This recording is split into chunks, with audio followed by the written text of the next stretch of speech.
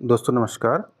UKPSC JEE के PYQ मैंने पिछली वाले वीडियो में कुछ 40 के राउंड क्वेश्चन करवाए थे, तो इसमें फिर यूकेपीएससी जेईई के ही उससे आगे के कुछ क्वेश्चंस हैं। अराउंड 40 के अराउंड इसमें भी क्वेश्चन है, तो काफ़ी अच्छे क्वेश्चन हैं। चलो शुरू करते हैं फर्स्ट क्वेश्चन से। पहला क्वेश्चन है, the foliated structure is very common in, ठीक है, जो हम फिजिकली क्लासीफाइड करते हैं सॉइल को, सॉइल बोल रहा हूँ मैं, रॉक को। तो उसमें आपने देखा होगा स्ट्रेटिफाइड, अनस्ट्रेटिफाइड, फॉलिएटेड स्ट्रक्चर वाली जो रॉक है उनको ऐसे क्लासिफाइड किया जाता है। तो फॉलिएटेड के अंदर कॉमन कौन सी होती है? Sedimentary rock, igneous rock, metamorphic rock या नन ऑफ दीज, ठीक है। तो फॉलिएटेड में आपका आ जाएगा option number C, metamorphic rock, ठीक है। मेटामॉर्फिक रॉक जो होती है वो किस में आती है? फॉलिएटेड स्ट्रक्चर इनमें कॉमनली पाया जाता है, ठीक है। चलिए, the ultimate tensile strength of structural mild steel is about 160 Newton per mm square, 260 Newton per mm square, 300 Newton per mm square या 420 Newton per mm square, ठीक है। तो करेक्ट आंसर हो जाएगा आपका 420 न्यूटन पर mm square. Option number D correct हो जाएगा आपका, ठीक है। यहाँ पे लिखा भी है, ठीक है, नीचे से। थर्ड क्वेश्चन पे चलते हैं। विच of the following material is more elastic, rubber, plastic, steel या ब्रास, ठीक है। इन सब में से सबसे ज़्यादा इलास्टिक कौन सा है? ये आपका आंसर हो जाएगा ऑप्शन नंबर सी, स्टील, ठीक है। इलास्टिक की बात कर रहे हैं तो स्टील सबसे ज़्यादा इलास्टिक है इनमें से।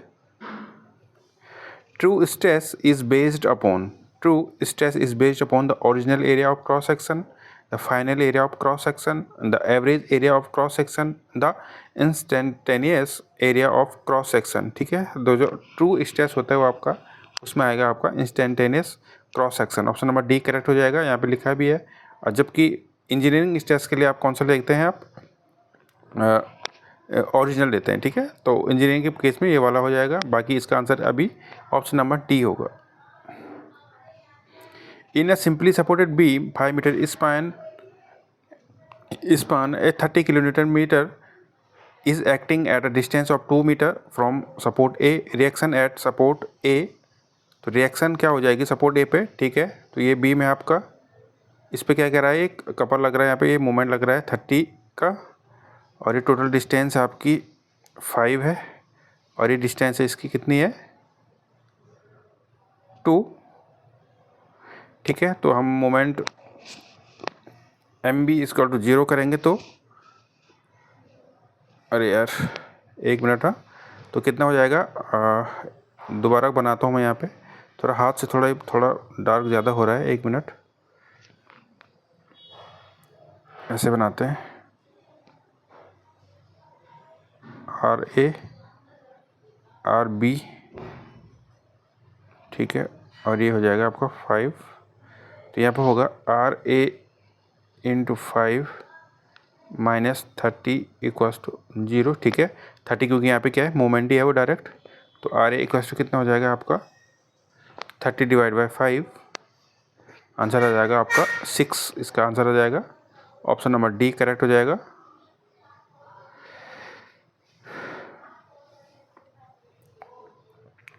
If a piece of material neither expand nor contract in volume when subjected to stress, then the volumetric strain will be, ठीक है। तो वॉल्यूमेट्रिक स्ट्रेन की बात कर रहा है, जब कोई मटेरियल क्या हो रहा, नाइदर एक्सपेंड भी नहीं हो रहा और कॉन्ट्रैक्ट भी नहीं हो रहा, तो वहाँ पे वॉल्यूमेट्रिक स्ट्रेन क्या होगा? इसका आंसर हो जाएगा 0, ठीक है। स्ट्रेन कितना हो जाएगा? 0 हो जाएगा। जब वो एक्सपेंड भी नहीं होगा और कॉन्ट्रैक्ट भी नहीं होगा तो स्ट्रेन 0 हो जाएगा।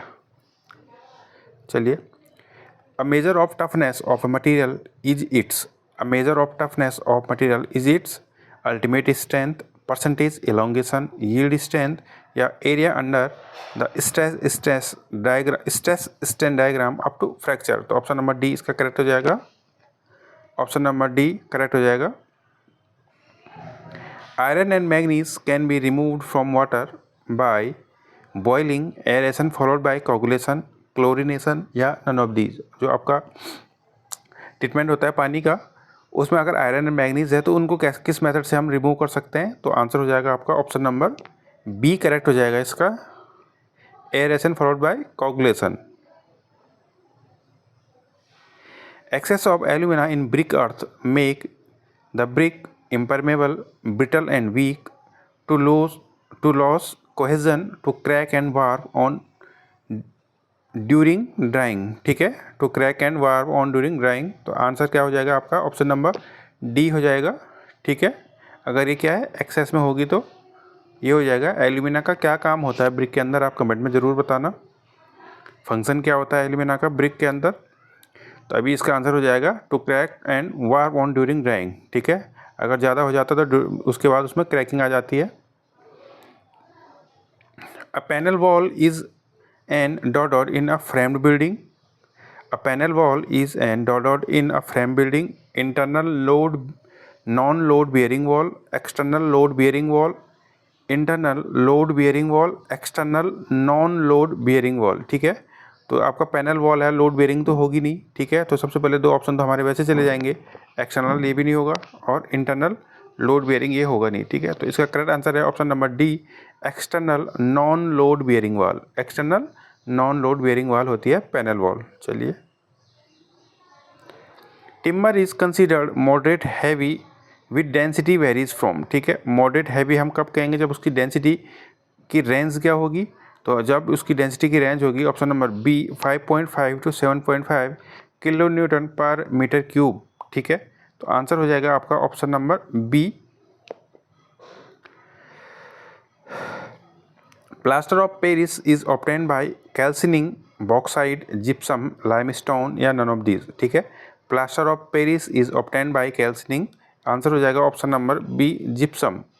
जिप्सम इसका क्या हो जाएगा? आंसर हो जाएगा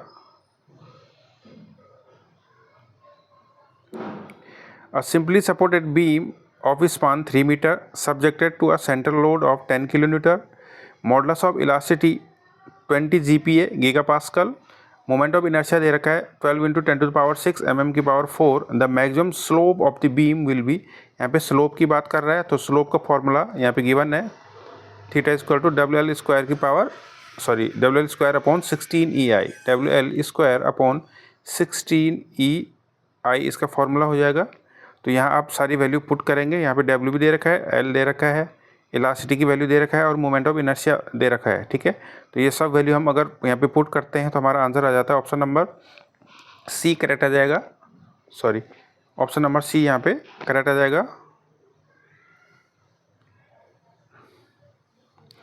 which of the following pairs give the correct combination of the useful and harmful constant of respectively of good brick earth, ठीक है। यूजफुल एंड हार्मफुल हमें बताना है। Limestone and alumina, silica and alkalies, alumina and iron, alkali and magnesium. तो option number B correct हो जाएगा, जिसमें useful है आपका सिलिका एंड द हार्मफुल है आपका एल्कलाइज, ठीक है। तो ऑप्शन नंबर बी इसका करेक्ट हो जाएगा। Water is said to be contaminated if it contains, water is said to be contaminated if it contains pathogen, suspended solids, dissolved solids या none of these, ठीक है। तो आपका जब पैथोजन होते हैं इसमें पानी में उसको कंटेमिनेट हम बोल देते हैं। तो आंसर हो जाएगा ऑप्शन नंबर ए, ऑप्शन नंबर ए इसका करेक्ट हो जाएगा। With increase in temperature the specific conductivity of water, इस वाले क्वेश्चन को मैं कम्युनिटी वाले सेक्शन में डाल चुका हूँ। अगर आपने अभी तक कम्युनिटी सेक्शन में क्विज़ ज्वाइन नहीं किया तो आप एक बार चैनल के अंदर कम्युनिटी सेक्शन में जाना और वहाँ पे देखना 2600 प्लस क्वेश्चन हो चुके हैं वहाँ पे, 2600 प्लस वहाँ पे क्वेश्चन हो चुके हैं। तो डेली क्वेश्चन डालता हूँ मैं, तो आप वहाँ से भी क्वेश्चन की प्रैक्टिस कर सकते हैं, ठीक है। तो यहाँ पे क्या हो जाएगा answer? Option number B correct हो जाएगा, इंक्रीज, ठीक है। टेम्परेचर बढ़ने से कंडक्टिविटी बढ़ती है। The turbidity of water can be determined by Ionic water tester, tintometer, turbidity meter या none of these। ये थोड़ा मुझे स्पेलिंग की मिस्टेक हो सकती है, तो आंसर इसका करेक्ट हो जाएगा टर्बिडिटी मीटर। टर्बिडिटी निकालने के लिए हम क्या करेंगे? टर्बिडिटी मीटर यूज़ करेंगे। जो टिंटोमीटर है ये किस लिए यूज होता है? कलर के लिए यूज होता है टिंटोमीटर।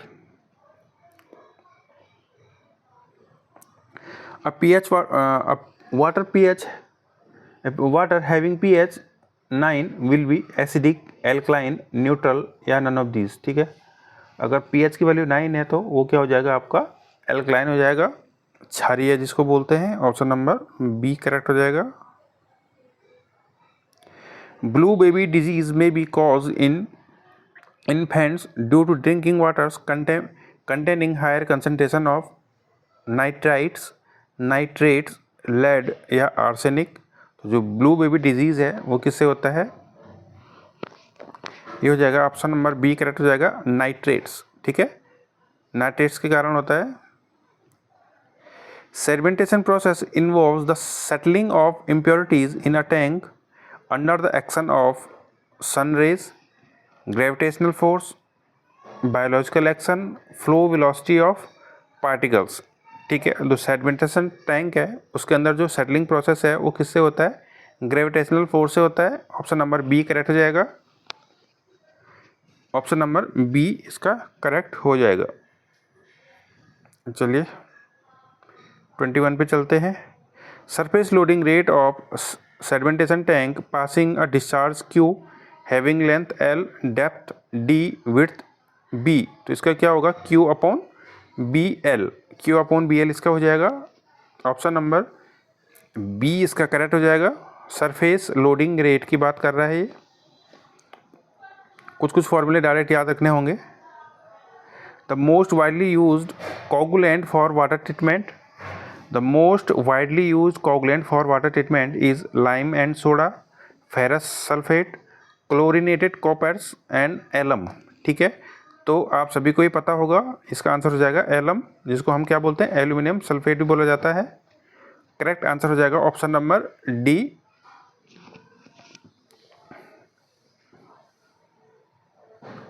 The rate of filtration in slow sand filters is of the order of, slow sand filter की फिल्ट्रेशन रेट क्या होगा? 50 to 75 litre per hour per metre square, 100 to 200, 210 to 300, 300 to 500। तो करेक्ट आंसर हो जाएगा option number B, 100 to 200 litre per hour per metre square.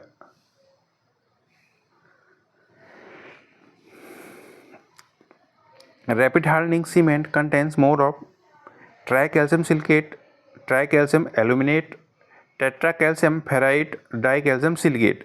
तो जो rapid hardening cement है, rapid hard भी हो जाता है और स्ट्रेंथ उसकी जल्दी आ जाती है। तो स्ट्रेंथ अगर हमें एक्सलेट चाहिए, जल्दी चाहिए, तो वहाँ पे क्या जल्दी क्या ज़्यादा मिलाया जाता है? C3S। ठीक है, tricalcium silicate. Option number A correct हो जाएगा इसका, C3S। ऑप्शन नंबर ए इसका करेक्ट हो जाएगा, tricalcium silicate. Soundness of cement is tested by, ये तो सभी को पता होगा, Vicat apparatus, Le Chatelier apparatus, compressive stand या नन ऑफ दीज। देखिए कौन सा हो जाएगा? ऑप्शन नंबर बी करेक्ट हो जाएगा, लिचेटलर एपरेटस। ये क्वेश्चन तो ब्रांड एम्बेसडर बन चुका है। Trickling filter process is a filtration process, biological process, sterilization process या नन ऑफ दीज। तो ट्रिकलिंग फिल्टर बायोलॉजिकल प्रोसेस है। ऑप्शन नंबर बी करेक्ट हो जाएगा। Generally sewage contains a major percentage of water and only dot of solid. ठीक है, तो जो sewage जो होता है, ठीक है, उसके अंदर क्या होता है? मेजर पोर्शन क्या होता है? लिक्विड होता है, और जो सॉलिड होता है बहुत कम होता है। तो कितना होता है वो? तो 99.9% इसमें क्या होता है? लिक्विड होता है। 99.9% क्या होता है आपका? लिक्विड होता है। और जो सॉलिड होता है 0.1% क्या होता है इसमें? सॉलिड होता है। 0.1% सॉलिड होगा। तो ऑप्शन नंबर सी इसका करेक्ट हो जाएगा। A negative declination shows that the magnetic meridian is to the eastern side of the true meridian, western side of the true meridian, southern side of the true meridian या none of these. तो negative declination की बात कर रहा है ये। तो negative कब होता है? वेस्टर्न साइड में नेगेटिव हो जाता है, और पॉजिटिव साइड में क्या हो जाता है आपका? ईस्टर्न साइड में पॉजिटिव हो जाता है। तो यहाँ पे आंसर हो जाएगा ऑप्शन नंबर बी। ठीक है, क्या फॉर्मूला होता है? ट्रू बियरिंग इक्वल टू क्या होता है? Magnetic bearing plus minus declination. ठीक है, यहाँ की प्लस वैल्यू कब आती है? जब वो ईस्ट में होता है, और माइनस वैल्यू कब आती है? जब वेस्ट में होता है। ठीक है, चलिए the line joining points of equal declination are called aclinic line, isoclinic line, agonic line, isogonic line. ठीक है, तो यहाँ पे लाइन ज्वाइनिंग इक्वल डिक्लिनेशन की बात कर रहा है ये, तो ये हो जाएगा answer option number D, isogonic line. Isogonic line, अगर इक्वल डिक्लिनेशन होगा तो आइसोगोनिक हो जाएगा, अगर जीरो डिक्लिनेशन होगा तब क्या हो जाएगा, अगोनिक, अगोनिक हो जाएगा ये। ठीक है, जब ये इक्वल डिप की बात करता है, इक्वल डिप, जब इक्वल डिप होगा तब क्या हो जाएगा आपका, आइसोक्लिनिक, आइसोक्लिनिक हो जाएगा। जब ये जीरो डिप होगा, जीरो डिप, तो तब हो जाएगा इसका आंसर अक्लिनिक। तो काफ़ी इम्पोर्टेंट है ये वाला क्वेश्चन, तो इसका फिलहाल आंसर ऑप्शन नंबर डी होगा, आइसोगोनिक। क्वेश्चन नंबर 30 है, in which direction end is the zero marked in the ring of the prismatic compass. Prismatic compass में जीरो कहाँ मार्क्ड होता है। ठीक है, तो आंसर हो जाएगा ऑप्शन नंबर बी, साउथ में। ठीक है, प्रिज्मेटिक कंपास की बात कर रहा है, 0, 90, यहाँ होगा 180 to 70। ठीक है, according to IS classification the soil can be classified into 15 groups, 7 groups, 3 groups या 18 ग्रुप्स। तो IS क्लासिफिकेशन अकॉर्डिंग सॉइल को क्लासिफाइड करते हैं 18 ग्रुप्स में, 18 ग्रुप्स में क्लासिफाइड किया जाता है। 32 पे चलते हैं, what is the effective stress at the depth of 10 metre below ground level when the water table is 3 metre below ground level, saturated density is 20 kilonewton per metre cube and bulk density is 18 kilonewton per metre cube. ठीक है, तो इसको कैसे निकालेंगे, आप इसको एक बार आप भी सॉल्व कर लेना, शॉर्ट में मैं करने की कोशिश करता हूँ। तो टोटल स्ट्रेस इसमें एक बार कितना हो जाएगा, एक मिनट, 3 इंटू हो जाएगा इसमें पहले 18 प्लस हो जाएगा 3 इंटू 18 प्लस सैचुरेटेड डेंसिटी कितनी हो जाएगी, 10 मीटर बता रहा है, फिर 7 इंटू हो जाएगा 20। ठीक है, तो ये कितना आता है, ये आएगा लगभग 194, ये करके आ जाएगा 194। अब इसमें हम माइनस करेंगे पोर वाटर प्रेशर, तो पोर वाटर प्रेशर कितना हो जाएगा, कितने पे लग रहा है पोर वाटर प्रेशर, ये होगा आपका 7 इंटू 9.81 या 10 मान लो, तो 70 हो जाएगा। तो 194 माइनस 70 कितना होता है आपका, ये हो जाएगा आंसर आपका ऑप्शन नंबर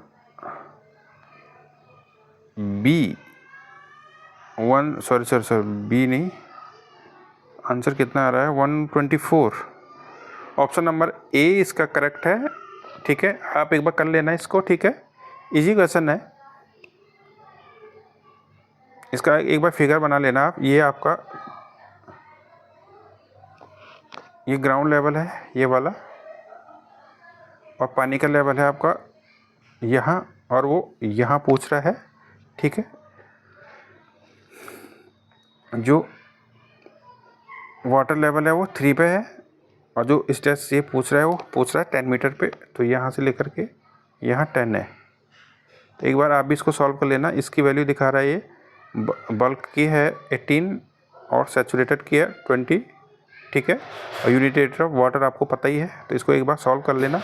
आंसर इसका मेरे ख्याल से ऑप्शन नंबर ए करेक्ट होगा, ऑप्शन नंबर ए इसका करेक्ट होगा।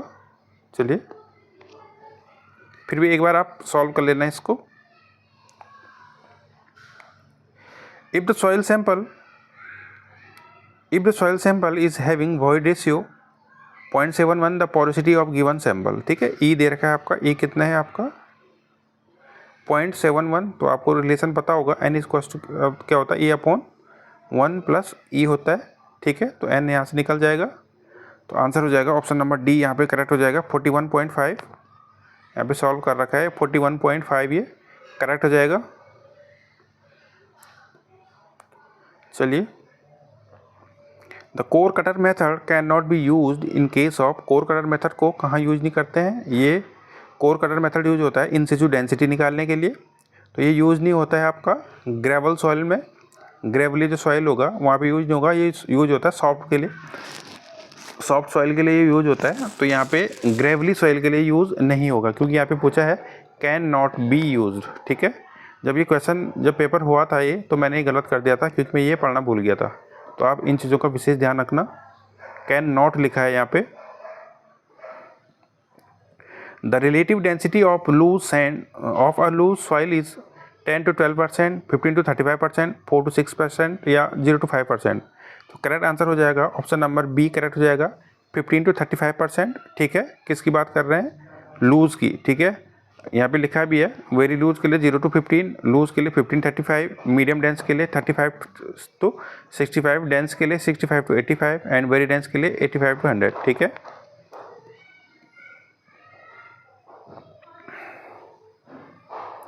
अगला देखते हैं, value of toughness index less than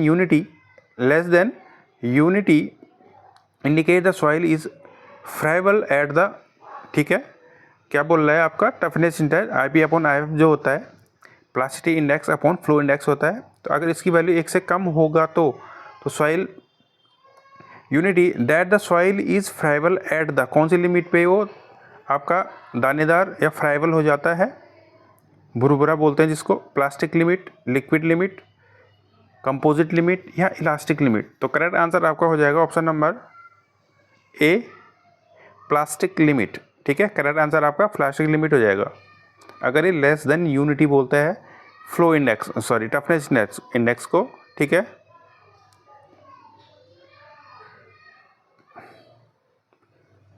thirty 37 पे चलते हैं। द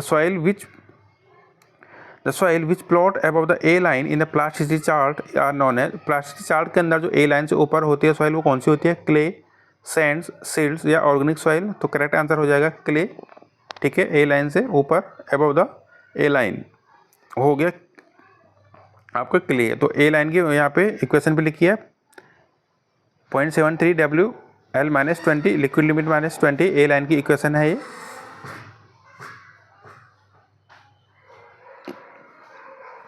थर्टी 38 पे चलते हैं।